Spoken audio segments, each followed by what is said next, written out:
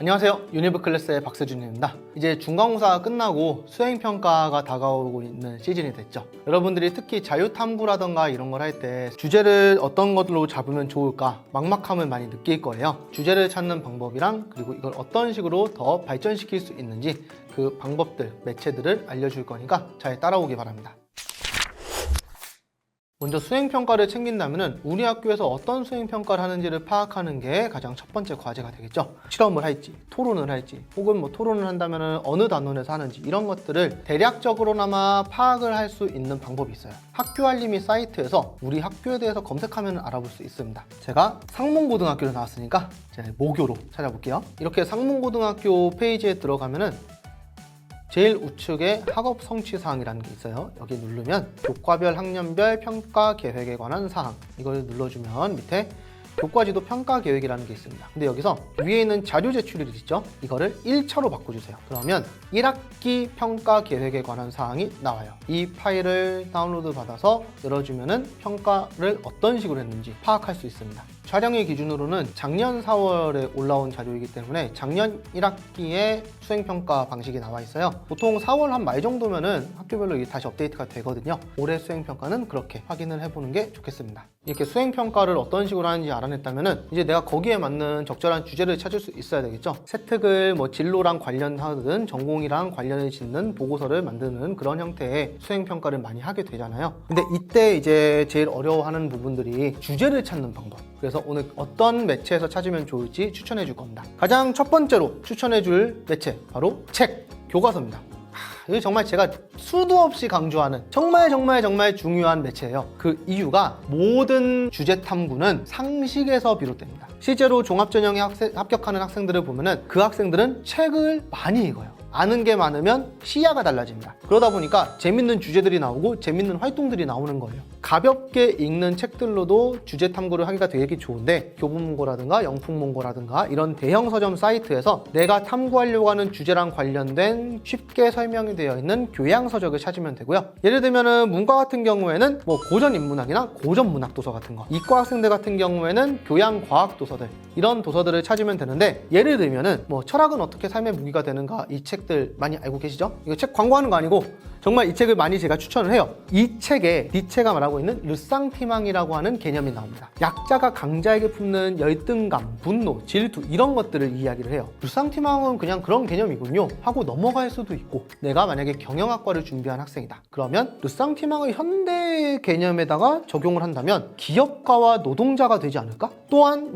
SNS에 빠져있는 현대인을 비롯해가지고 사회 현상이랑 좀 연결지을 수 있을까 해서 인플루언서랑 일반인이랑 비교할 수도 있는 거고요. 이런 식으로 르상티망이라고 하는 철학 개념을 여러 분야에서 활용할 수 있는 거예요. 근데 이런 게 되려면 아는 게 많아야 돼요. 책을 보면서 여러분들의 지식을 쌓으세요. 주제 탐구를 할 때 여러 방면에서 긍정적으로 발현이 될 겁니다. 그렇게 책을 많이 읽고 하다 보면은 책을 보는 나만의 눈이 생겨요. 그렇게 되면은 책을 다 읽을 필요도 없이 발췌동 일부만 해도 내가 원하는 근거라든가 아니면 자료 같은 걸 가지고 올 수 있어요. 자, 지금 제 앞에 통합사회 교과서를 가지고 왔는데, 사실 교과서만큼 탐구 주제를 찾는 게 좋은 매체가 없어요. 교과 관련해가지고 주제를 추가적으로 분석한다거나 아니면 개념들을 알려주는 내용들이 있어요. 지금 이 책 같은 경우에는 도시재개발이라고 나와 있네요. 우리나라의 도시는 산업화로 인구가 급증하고 시가지가 확장되면서 기반시설 부족과 불량 주택 문제가 나타났다. 그리고 이 위에 나와 있는 책 제목을 보니까 난장이가 쏘아올린 작은 공이네요. 그러면 도시 재개발을 주제로 했을 때 문과 학생 같은 경우에는 문학작품이랑 연결하는 게 방법이 될 수 있고요. 또 하나는 뭐가 있어요? 우리나라의 사회 문제랑 연결 지을 수 있죠. 이과 학생들 같은 경우에는 건축학과나 도시공학 같은 걸 준비한 학생들이면 너무 쉽죠. 도로가 좁다거나 아니면 노후화되어 있는 어떤 기반 시설들이 있다거나 이런 것들을 탐구할 수도 있는 거고, 이렇게 교과서에 있는 내용들을 딱 기준점으로 삼고 여기서 각자 원하는 방향으로 뻗어나가는 거예요. 반드시 교과서에 있는 내용을 탐구 주제로 연결짓는 연습을 해두는 걸 꼭 추천합니다. 자, 두 번째 추천하는 매체는 논문인데, 많은 학생들이 좀 새로운 거, 신박한 거 이런 거 주제 찾는다고 논문 사이트를 막 뒤적이는 경우들이 있고 그거를 그대로 가지고 오는 경우들도 있거든요. 그러면 안 됩니다. 대학 수준의 내용을 본인이 이해할 수 있을 거라고 누가 기대하겠어요? 고등학생의 입장에서 논문을 본다면 참고 자료 정도가 되는 거예요. 혹은 이 어려운 걸 한번 여러 친구들 혹은 선생님들과 같이 공부하는 걸 도전해봤다. 요 정도의 형태까지만 하는 거죠. 그래서 논문은 대표적으로는 우리가 DBPI에서 검색을 많이 하죠. 학교마다 인증기관으로 해서 접속할 수 있거든요. 그러면 무료로 이용이 가능해요. 일단 이 학생이 친환경 건축에 관심이 많다는 거를 가정을 두고서 이렇게 친환경 건축이라고 검색을 해둔 화면이에요. 4,349건이나 나오죠. 다 보지 말고 왼쪽에 보면은 조금 내려가면 학술 저널이라는 자료 유형 카테고리가 있어요. 이 학술 자료가 뭐냐면 논문집에 실려 있는 거예요. 학술지 논문은 10페이지에서 20페이지 분량이기 때문에 여러분들이 참고할 만한 내용의 정보들이 많이 나와요. 특히 논문을 검색을 하면 되게 좋은 건 뭐냐면은 내가 탐구하려는 분야에 관련된 트렌드들을 보기가 좋아요. 그래서 최근 기술들이나 아니면 최근 이슈들 이런 거에 관심을 좀 두고 있다. 그러면 학술지 논문을 좀 참고하는 게 도움이 많이 됩니다. 여기서 친환경 건축을 우리가 찾아봤는데 LEED 친환경 건축물 인증의 에너지 성능 비교 분석이란 이 제목이 있잖아요. 그러면 이걸 그대로 가져가는 게 아니라고 했죠. 친환경 건축에 관심이 많은 학생이면은 친환경 건축의 기준이 무엇인가에 관심이 있어야 돼요. 여기에서 인증에 대한 게 있잖아요. 건축물 인증. 그러면 어떤 건축물이어야지만 친환경 건축인가? 이런 것들을 탐구하기가 좋은 거예요. 이때 중요한 거 여러분들이 논문을 참고하고 해서 나름대로의 정답을 만들잖아요. 그게 반드시 정답일 필요는 없어요. 왜냐하면 교수님들 같은 평가자님들은 이 학생이 이쪽 분야에 관련해가지고 열심히 공부를 하고 탐구를 하고 나름대로의 연구 자세를 갖추고 있는가를 보는 거예요. 그렇기 때문에 정답이 아니어도 교수님들은 오히려 좋게 보시는 겁니다. 이런 게 바로 연구자의 자세거든요.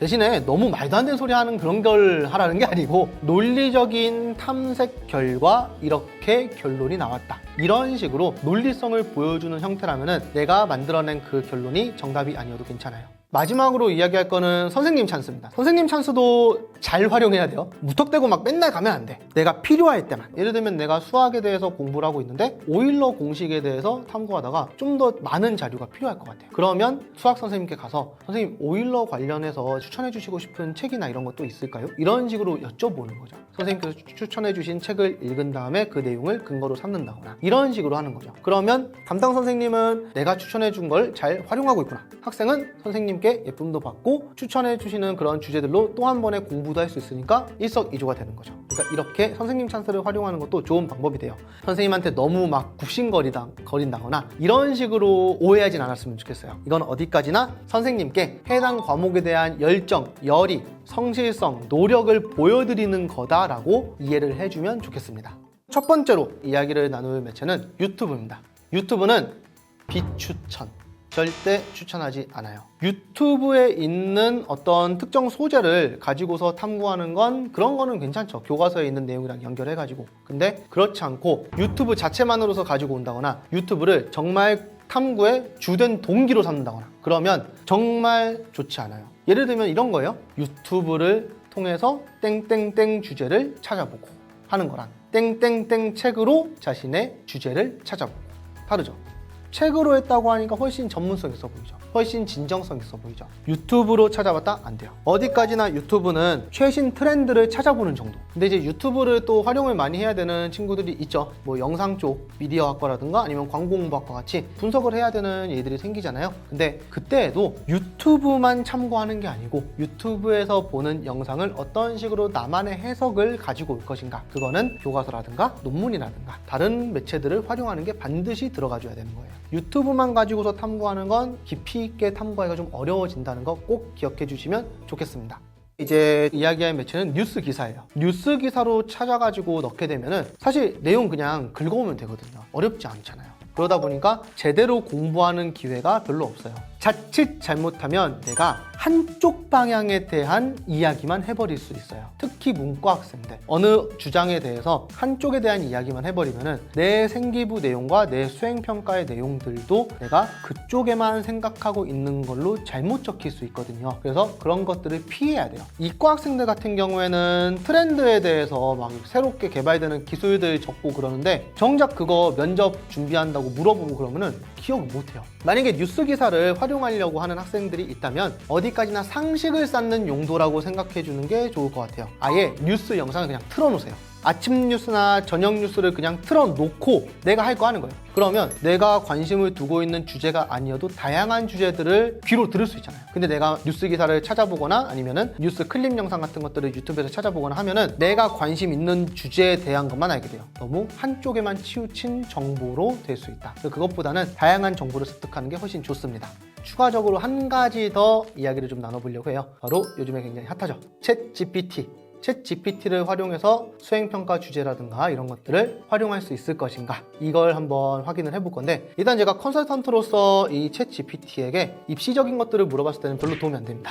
예를 들면은 대한민국 고려대학교 학교장 추천 전형 합격자 평균 내신 성적 알려줘, 이렇게 검색을 하면은 정확한 평균 내신 성적은 매년 변동되며 적성과 선호도에 따라서도 달라질 수 있습니다, 이러면서 딴소리 합니다. 숫자가 하나도 안 나와요. 별로 도움이 안 되는 내용이고, 입시 정보에 대한 거 찾아봤으니까 그럼 이제 탐구 주제 관련해 가지고 한번 검색을 해볼게요. 이과 학생들 주제 추천으로 한번 이렇게 검색을 해볼까요? 세포랑 약품을 주제로 토론을 하려고 하는데 추천 주제 3개만 알려줘 해볼게요.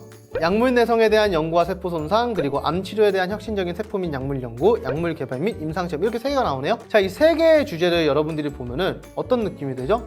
굉장히 새로운 주제 같다, 이런 생각이 들 수 있는데, 약물 내성에 대한 연구와 세포 손상을 주제로 어떻게 탐구할 거예요? 네, 이거 실험할 수 있어요? 하기 힘들죠. 암 치료에 대한 혁신적인 세포 및 약물을 연구할 수 있나요? 안 되죠. 이런 것들은 이 일부 내용을 가지고서 약간 트렌드에 어울리는 주제로 간단하게 가벼운 발표, 요 정도 할 때나 활용하는 정도지, 희망 전공 진로랑 관련된 주제를 찾거나 하기에는 어려움이 좀 있겠네요. 그럼 이제 이과 학생들 거 찾아봤으니까 문과 학생들 중에는 우리 역사 한번 찾아볼까요? 역사? 조선시대에 유행했던 문학 갈래를 알려줘. 이렇게 결과가 나왔는데, 소설, 가사, 판소리, 한문소설 이렇게 나와 있죠. 근데 여기서 보면은 소설에 홍길동전의 저자가 이라고 나오네요. 이 아니죠? 허균이죠, 허균. 그리고 조선시대에 조선 만화가 일어난다 라고 하는데, 만화를 소설이라고 보기는 어렵죠. 그래서 이런 것들이 상세하게 들어가면 사실 잘못된 정보들이 섞여 있을 수 있거든요. 챗 GPT에서 알려줬으니까 이게 정답이겠지 하고서 그거를 가지고서 다 탐구하고 그러면은 큰일 납니다. 주의하세요.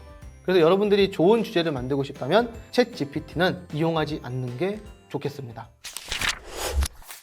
진정성 있는 생기부에 좀 더 초점을 맞췄으면 좋겠어요. 책도 많이 읽고 교과서 내용도 다시 한번 점검해 보면서 나의 역량을 보여줄 수 있는 주제들을 잘 만들어 나갈 수 있었으면 좋겠습니다. 오늘도 영상이 도움이 되셨다면 구독과 좋아요 꼭 부탁드립니다. 지금까지 유니브 클래스의 박세준이었습니다. 감사합니다.